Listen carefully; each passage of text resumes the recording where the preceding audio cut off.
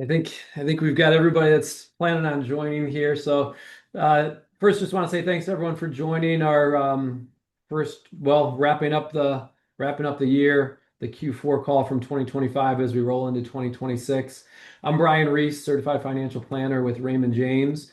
And then I've got Raymond James CKE Financial and E&M Consulting. And then I've got you'll hear from Ryan Ironman and Scott Jones here as we progress through the call. As normal, or as is usual, I'll kind of go through some of the preliminary, who we are, what we do, a little bit about the market, turn it over to Ryan to dig a little bit deeper into the stock market, what we've seen in the past, and a little bit looking forward. And then Scott will be the one covering the fixed income and asset allocation piece of this. So, as always, if you've got questions, feel free to you'll see all of our contact info. So whether it's offline, you get in touch with us, or if there is a chat message that we need to get to before the end, we'll do that. But by all means, we're here for you, not just now, but going forward as well. So again, as I said, here's all of our contact info. If you don't yet have it, give you a chance to take a screenshot or take a picture or jot it down.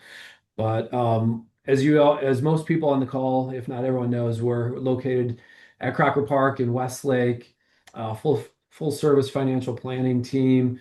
We do part of our businesses 401k and retirement plan related, and everything from large publicly traded companies down to smaller, more local companies. And then the other side of our business is personal financial planning. You can see all the designations that we've got. So the CFP is one of those that indicates that we specialize in individual planning as well. So that's all of our contact info, our website. Follow us on LinkedIn if you haven't done that yet, CKE Financial. But with that, let's get rolling. Quick overview of services. A lot of different things we do for clients, whether it's in person, whether it's in person, Zoom meetings, phone-based meetings. We do all of those depending upon client needs. We're always available, whether it's us during the day, if you've got 401k plan questions, we've got the record keepers that we work with as well that you can go to more off hours. But we do everything for plan sponsors in terms of quarterly investment reviews, the employee education piece of it, financial planning, kind of light, and then more comprehensive financial planning. So we've got a lot of tools available for our clients. And on our website, we've got a lot of different videos that you can watch as well. We always record these videos. So if you need to go back to this, we'll get this out on the CKE YouTube page shortly. And then historically, you can always go back and look at any of the other videos.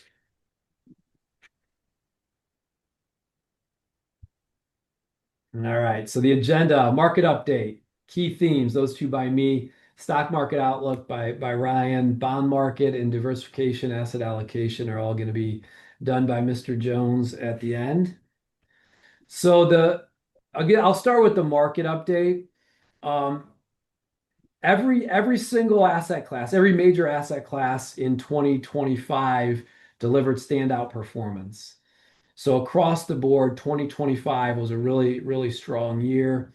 The fourth quarter kind of finished out the year strong for us, but across the board, positive returns. And remember, this was our third year of the bull market, which started in 23. So 23, 24, 25.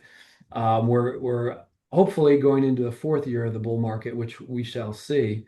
But 2025, fantastic year.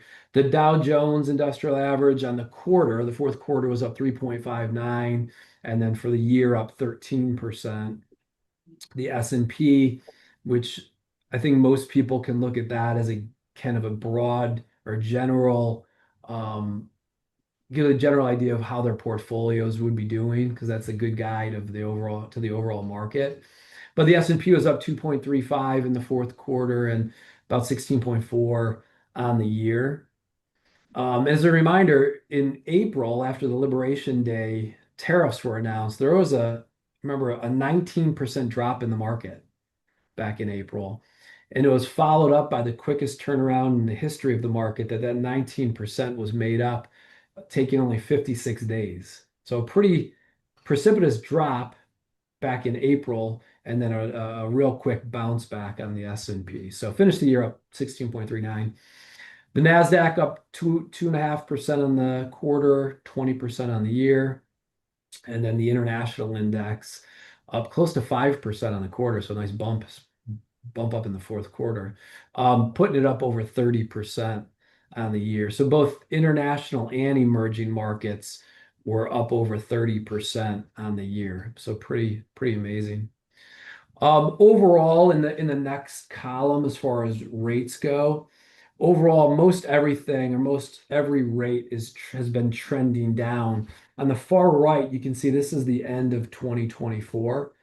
And then this is the end of the third quarter in the middle, and then this is the year end, the end of 2025. So you can see on most rates, whether it's the 2-year, 10-year, not quarter over quarter, not too much of a move, but on the year, trending down from 4.57 to 4.17. And then the 30-year mortgage down about 1% on the year. End of 24, 7.25. We're down to 6.25. So, and a slight drop from the third to the fourth quarter as well. I think that there's a 5.99, I think, is an important rate in the housing market. So if the rate can drop down below 6, that'll probably spur some more activity in the housing market. But it's trending in that direction. The last couple of lines here, gold. I mean, gold and silver have hit all-time highs. So the return specifically on gold for the year was 64%, but gold and silver both hitting all-time highs and continue to go up, quite honestly. Scott will talk more on the fixed income, but the fixed income market was up about 7%. And I think when we look at all the returns, whether it's the Dow, S&P, the NASDAQ, or fixed income, or in this case, gold, diversification works. I think if nothing else, that's a reminder that diversifying works. Fixed income hasn't really helped us too much over the last few years, but 2025 definitely helped out anyone that's in a diversified portfolio. And I would say overall too, with everything last year that was thrown at us in the United States, I think resiliency was the key word to last year. A lot of things happening, a lot of things going on. It's also a reminder to me why and how the U.S. is the world superpower, the world's strongest economy. You've got all these things going on within our country, within other countries. We're all interrelated.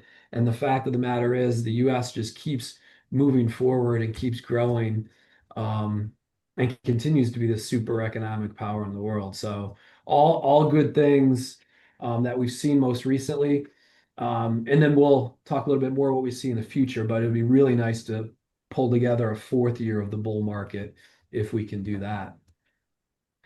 Next up, as far as drivers for growth in 2026, there's 5 key themes to growth that we have in mind or that we're keeping an eye on. Number one is the big beautiful bill.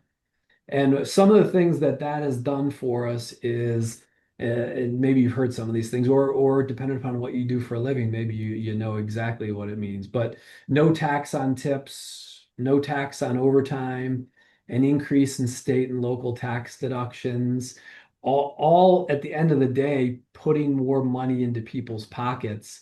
And the graph here is just saying that we believe that the average tax refund is going to increase by about $1,000. And more money in people's pockets. What does that mean for the economy? Well, that means more money for consumers to spend. So we feel like because of this, consumer spending in the first half of the year will be probably pretty strong.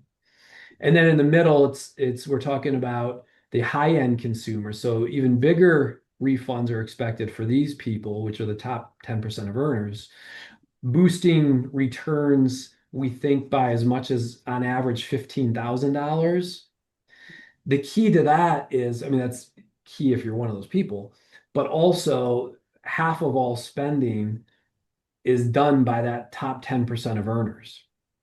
So more money in their pockets means even more to the economy. So again, we feel like that is the number two thing is key to it. And we're a consumer-driven economy, so that very, very important. The third of the five is business spending and the acceleration of that. We feel like business spending is going to continue to increase in 2026, and we're expecting the five largest firms, Microsoft, Google, Amazon, Meta, and Oracle, to increase CapEx by 30% year over year. So pretty amazing. Most of us know that a lot of that money is going into AI, and we continue that trend to continue. So again, another positive uh, in for the U.S. economy if CapEx continues to be spent like that. Number four is the on the left-hand side, the direct investment from foreign countries. So the expectation is over the next 10 years that about $10 trillion will be spent by foreign countries in the US. Now, that's a big number, huge number, and you can see that that is in the fields of energy, manufacturing, tech, auto, US steel, tech and manufacturing, a number of different things. But if you think about this, even if, because not all that's going to happen, but even if 25% of that happens, so just 25% of the 10 trillion over the next 10 years, that alone would boost GDP by 0.8% per year. So pretty powerful uh, if it comes to fruition and how much comes to fruition, but it would definitely make a big change to the overall GDP number. And then finally, out of the five themes is the spotlight on the United States. So the World Cup is um, coming to the U.S., puts the U.S. in the global spotlight. It'll boost tourism.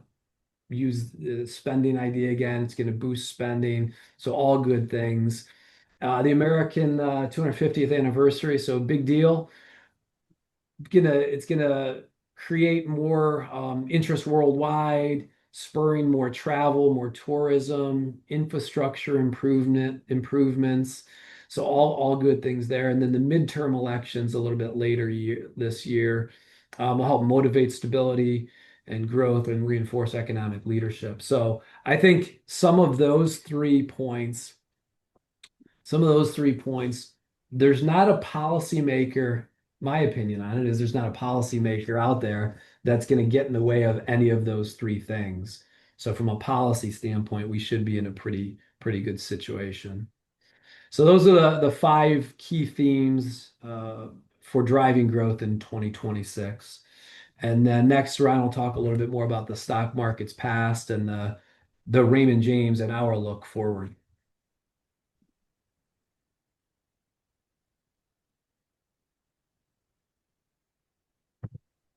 All right, thanks, Brian.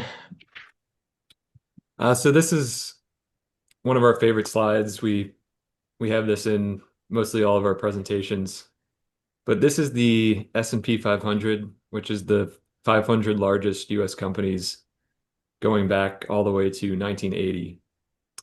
And the gray bars you see on the top, across the top line there, that represents where the market finished for the year.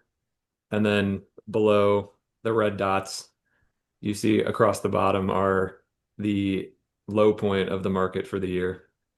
Uh, so the main thrust of this chart is despite every year there being a major intra-year sell-off, the market finishes positive 35 out of 46 years. And as you can see in 2025, we finished up 16%. So it's a really good testament to long-term investing and staying invested through the ups and downs of the market cycle. So our economic team at Raymond James each year puts together a estimate of where they think the U.S. stock market is going to finish the year. at. So this is our 2026 prediction. And so far things are looking good. There's a 85% chance that the market continues to go up in some sense. Um, as you can see, our base case there, we're thinking there's a 60% probability that the market's going to finish 2026 at around 7250. We're already at 6950 as of today, so still some room to grow there. And the conditions for that to happen are listed right below. So um, if there's another Fed rate cut in the pipeline for 2026, if uh, we continue to see positive earnings, um, and then if the disinflation trend continues, we think there's a strong chance that we'll hit 7250 by year end. And then if the Fed is even more dovish and there's more rate cuts and consumer sentiment stays strong, we think that there's even potential for us to go higher and hit 8200 by year end. So moving on to the bond market, I'll start on the bond market and then I'll pass it off to Scott. But this chart covers the Bloomberg US Aggregate Bond Index, which is a good representation of the overall US bond market in terms of investment grade fixed income. And so as you can see there, 2025, it finished up 7%, like Brian mentioned earlier. And again, this is this goes all the way back to 1976. Another testament to long-term investing and diversification as well. As you can see, the bond market finishes positive 45 out of 50 years and more stable over the long term than the equities.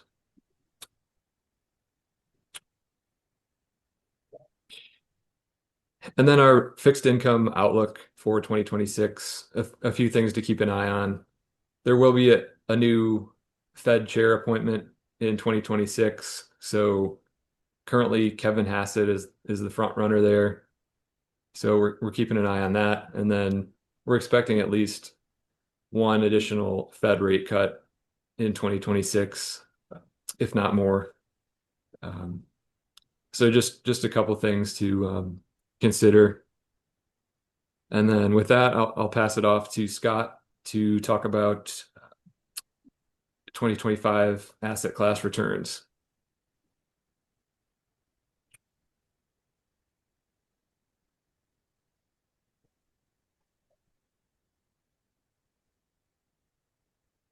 Thanks, Ryan. Appreciate it. So yeah, just going to wrap up our call here, go through some diversification items. So this is a chart we always kind of show. It just gives each color represents a different asset class or investment, potentially in your 401k plan. And it lists the winners for the year at the top, and then the lowest performing category at the bottom. And so you kind of see here that there's not a lot of consistency. You could have a winner one year and then next year it could be, the lowest performing. So that's kind of, you want to chase returns, you want to buy low, sell high is kind of the concept we always preach. But the white box in the middle, you can see that it stands for asset allocation. That represents what we call a balanced portfolio, or a portfolio that's like 60% in stocks and then 40% in bonds. And you can see it's a much smoother way to invest. It takes out kind of the highs and lows, and over time that portfolio has averaged about 7.3% over the last 14 plus years. So we kind of for those of you who work with us, that we go through questionnaires and we go through goal planning and look at projections and things like that, appropriate portfolios based on your needs, risk tolerance, time horizon, et cetera. So the only other thing I would point out, Brian kind of mentioned the international and emerging market outperforming. So if you look at the top right of this chart, you'll see the purple emerging market and gray developed market. That's more like Europe.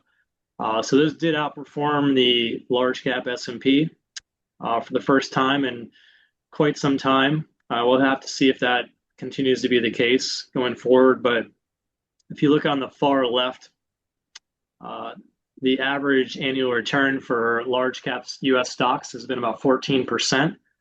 And if you come down below, the average for international developed stocks is about 7.1%. So about half the annual return over the last decade and a half. So, we continue to think the U.S. is a good place to invest, and have an overweight there in a lot of our portfolios. But it just kind of highlights the impact or importance of diversification, making sure that you are diversified because, you do want to have exposure to those different categories on that.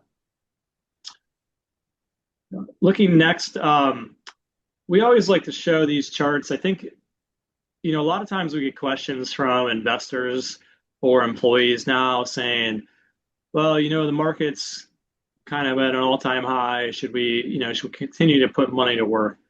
And so, you have to take a long-term approach to this. Long-term investing requires riding the wave of volatility. So it just looks at basically 25 years is what this graph is looking at, so from 2000 to 2025. And over those 25 years, you see that we had 23 times that the market declined 10% or more, almost every year, based on average. So 23 out of 25 years. We've had 5 bear market, 20% or more declines. We've had 3 recessions. But through all of that, you've had a 660% total return over those 25 years. And so, it's very important to just stay the course, keep investing. And we're going to look at another chart here, which is, I think, really important to think about. So time in the market is more important than timing the market. And this is looking at investing basically, at record highs. If you look at it, 78% of the time when you're putting new money to work at a market high, it's positive 12 months later. So, it's just really kind of hammers the point that we try to encourage people to stay the course, invest, for the long term. And because you can see, really, if you drill down into this chart, if you look over 12 months, the average return investing at all-time highs is 7.5% versus not at all-time highs was 6.8%. So, historically speaking, your return 12 months after has actually been better, which is, I think, would surprise probably a lot of people. But that's just kind of more information that we're laying out there. If you have any questions, we'd be more than happy to answer that for you. Just kind of lastly, you want to wrap up. Just again, we talk about it. We have ways to diversify. Please reach out to us if you're an employee in a 401k plan through your work, or if you're an individual investor and you're not sure if you're in the right portfolio. This kind of graph here is just showing you, professionally managed options are usually more, prudent than doing it on your own. And we have different ways, either inside of a 401k plan or individual portfolios through Raymond James that we help make sure that it's appropriate for you based on your goals. Just questionnaires, we put these out through our website. If you're an employee of a 401k plan, we go through these with you, just kind of assess where you are from a risk and time horizon standpoint. So with that, I'll stop with our contact information here. Again, hopefully you're all, hunkered down. We had quite a winter storm coming through here, but 2026 is off and running. We know who's playing in the Super Bowl in a couple weeks. We'll have the Seattle Seahawks versus New England Patriots. Seems like they're always there, but here's our contact information. Reach out to Brian, reach out to Ryan, reach out to myself. We're happy to sit down and do some financial planning for you, look at your portfolio and things of that nature. So we're going to wrap up. As Brian mentioned, this will be recorded. It will be put out on our YouTube page for replay, and we encourage you to attend future calls. Thanks, everybody.